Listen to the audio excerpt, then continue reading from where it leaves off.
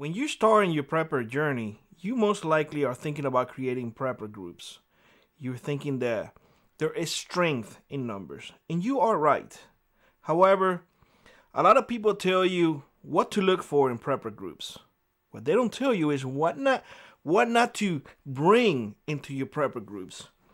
This is something that I often do to wean out people, to tell you the truth, that I let into my life, into my preparedness lifestyle that I have. Essentially what I do is, well, are you kind of like a stubborn or tunnel vision person or prepper of that? Let's say, for example, the tunnel vision people are, those who believe that for preppers, for example, A, B, and C is going to happen, and no matter what, nothing will change it. I mean, it is set on stone, and they're just going to prepare for one specific disaster. Take, for example, economic collapse. Nothing else matter. Nothing else matter. They have that tunnel vision, and you can't move them from there. And they are so stubborn, they will not listen to reason at all. You can explain the whole entire dictionary and the whole entire everything, they will not listen.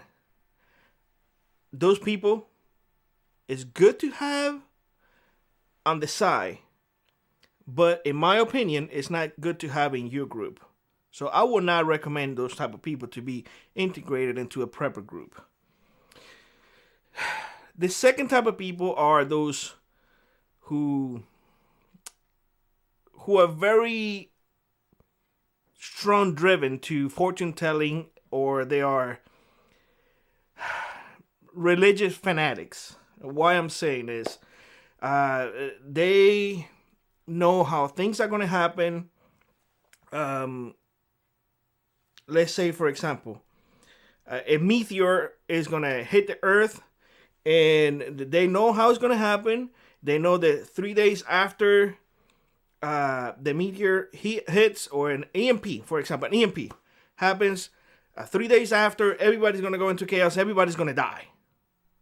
And then you have your religious fanatics that they look for every doomsday inside the Bible, and they go by that. They ignore life itself. All they care is in verses such and such, it was said this, and forget about everything else. Everything is about doomsday, and they ignore reality in front of them.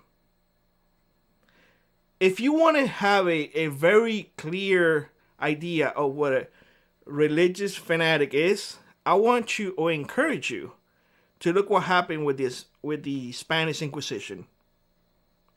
Just Google Spanish Inquisition. In fact, I'm going to leave a link in the description so you can understand what religious fanatics can do. So I will not bring people like that into my group. Either fortune tellers or religious fanatics. I'm okay with religion. I don't have a problem with that. I'm religious, but I believe in God and whatnot. But those who are fanatics, no. Any fanatics can stay in their corner, not in my group. So we got already the stubborn and tunnel vision people. We got the fortune tellers and religious fanatics. The third ones are the know-it-all prepper. Gosh, we get those a lot. You talk to some folks, and they immediately going like, oh yeah, I know how to build this. I'm Superman. Literally, they think they're Superman. They try to do everything on their own, even if they are within a group. And the bad thing about this is they make their decisions not considering the groups, but considering their own self first. So essentially, these people will drag you down because, well, if you're in a group, you got to make a decision that is going to benefit the entire group, not just one individual. So those know-it-all preppers, they have this mindset of lone wolf, and they refuse to listen to others. Like, what is the betterment of the group? They don't care. They care about what they want to do, and they're going to do it because they know better than anybody. And those people will put you in a predicament if you let them. So, know-it-all preppers, in my opinion, they should not be included in any group. Now, we got 3 groups right now. The last one is actually my favorite one. I'm talking about the brown nose and the panicky preppers. The panicky preppers, those persons who are more into their emotions, they rely on their emotions a lot.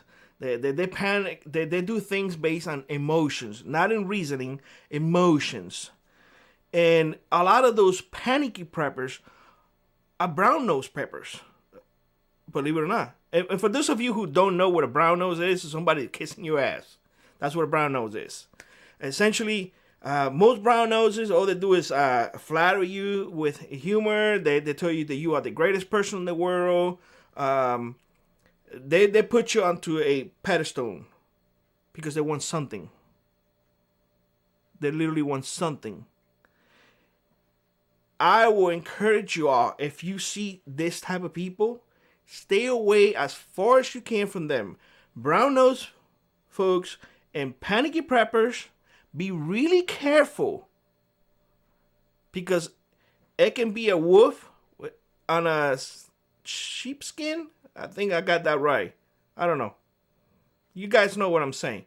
So, to summarize, if you encounter folks who want to get into your group and they are stubborn with a ton of vision, they are fortune tellers and religious fanatics, they know it all, and they are very brown-nosing, and, you know, like, they're kind of panicky about everything, avoid them like the plague. They will not be a good fit in your prepper group. Let me know what you think in the comment section below. Like always, rock on, prep on, and I will see you in the next one. Bye-bye, everybody.